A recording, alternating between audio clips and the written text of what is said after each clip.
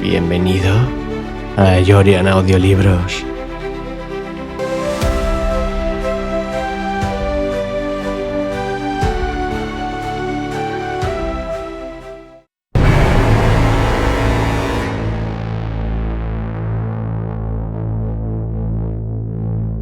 La casa maldita de Ochate.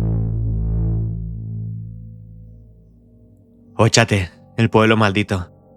La historia lo predecía como un eco de muerte y misterio, un lugar abandonado en el corazón de Álava, donde las ruinas de un pasado oscuro permanecían en pie, como esqueletos de un tiempo olvidado.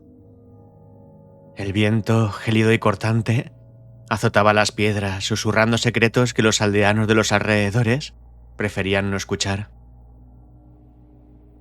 Nadie se atrevía a acercarse a Ochate después de la caída del sol. Nadie, excepto Raúl. Raúl era un escéptico por naturaleza. Se reía de las historias de fantasmas, de los rumores sobre epidemias que habían diezmado al pueblo y de la leyenda que contaban que los muertos seguían vagando por las calles vacías. Para él, Ochate no era más que un pueblo abandonado, una reliquia de tiempos pasados, nada más. Así que, un fin de semana decidió poner a prueba esos rumores. Con su mochila al hombro y una cámara en mano, se dirigió a las ruinas de Ochate para pasar una noche allí. Lo hacía por curiosidad y por el placer de demostrar que todo era una farsa. Los viejos cuentos de terror no eran más que eso, cuentos. Llegó al atardecer, cuando los últimos rayos de sol se deslizaban entre los muros en ruinas de la vieja iglesia y el torreón desmoronado. El ambiente era pesado, cargado de una calma inquietante. Pero Raúl no se dejó intimidar. Caminó por las calles vacías, observando las casas abandonadas, la mayoría de ellas reducidas a montones de escombros. Sin embargo, en el centro del pueblo había una casa que aún se mantenía en pie. La gente del lugar decía que esa casa era la más maldita de todas. Las leyendas contaban que los que se aventuraban a entrar nunca volvían a ser los mismos. Raúl decidió que esa sería su base para pasar la noche. La puerta de la casa, de madera podrida, se abrió con un chirrido que resonó en el aire, tan fuerte que pareció detener el viento por un instante. Al entrar, fue recibido por un aire viciado y el sonido de sus propias pisadas sobre el suelo de piedra. El interior estaba tan en ruinas como el exterior. Muebles rotos, paredes agrietadas y un silencio opresivo que parecía devorar cualquier intento de sonido.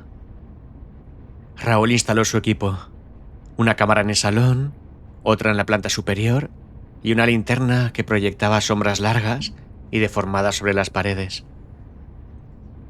Todo estaba listo para la noche. Se sentó en una silla rota, abriendo una botella de agua, mientras revisaba su teléfono. El sol ya se había ocultado, y poco a poco la oscuridad llenó la casa. Pasó una hora, luego 2, sin que ocurriera nada. Raúl bostezaba, entretenido más por sus propios pensamientos que por cualquier expectativa de fenómenos paranormales. Sin embargo, cuando el reloj en su muñeca marcó las 2 de la madrugada, algo cambió. El aire se volvió más pesado, más frío. Un sonido distante llegó a sus oídos, como un susurro que resonaba por las paredes. Raúl frunció el ceño. Se levantó y miró a su alrededor.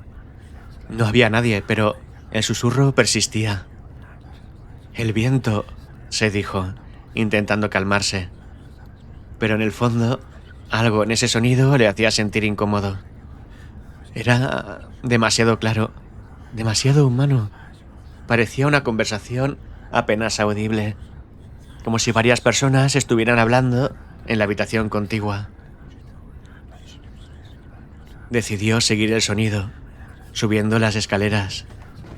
Cada escalón crujía bajo su peso, y, a medida que ascendía, El susurro se hacía más claro, pero no podía entender las palabras.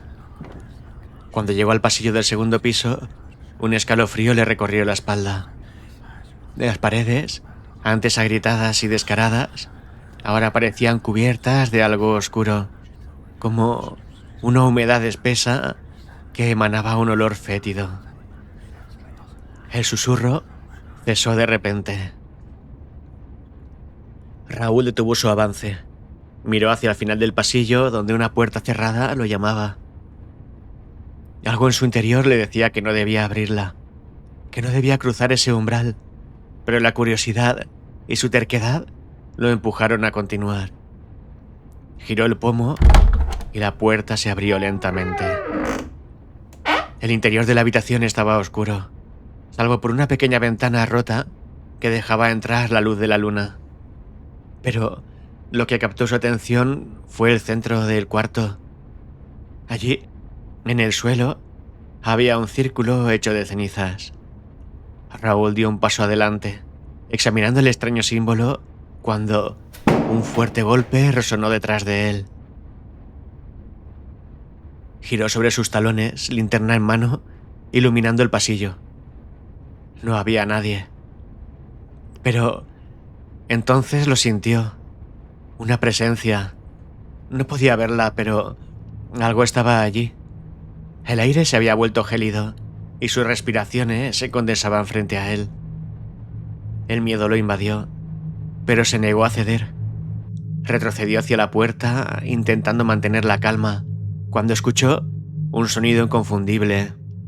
Pasos, lentos, pesados, acercándose. Su linterna parpadeó y en ese breve instante de oscuridad vio una sombra moverse en el pasillo. Ya no estaba solo. Raúl corrió escaleras abajo, con el corazón martilleando en su pecho. Llegó al salón y cuando se disponía a salir por la puerta principal, esta se cerró de golpe frente a él, como si una mano invisible la hubiera empujado. Los susurros regresaron más altos, más cercanos. Sentía que las paredes se cerraban a su alrededor. Intentó abrir la puerta, pero era inútil. Estaba atrapado. De repente, una sombra se materializó en el salón, alta y oscura, con un rostro que no podía distinguirse. Raúl retrocedió. El miedo lo paralizaba y las voces, las malditas voces, lo rodeaban. Intentó gritar, pero ningún sonido salió de su garganta. La sombra avanzó lentamente hacia él, y justo antes de que lo alcanzara, un terrible silencio cayó sobre la casa. Un vacío total. Y entonces, todo se oscureció. Al día siguiente, cuando un grupo de excursionistas llegó a las ruinas de Ochate, encontraron la casa completamente vacía. No había rastro de Raúl. Solo la cámara en el suelo, que había grabado todo, hasta que la linterna dejó de parpadear, mostrando, por un segundo, la sombra oscura que lo había reclamado. Nadie volvió a ver a Raúl.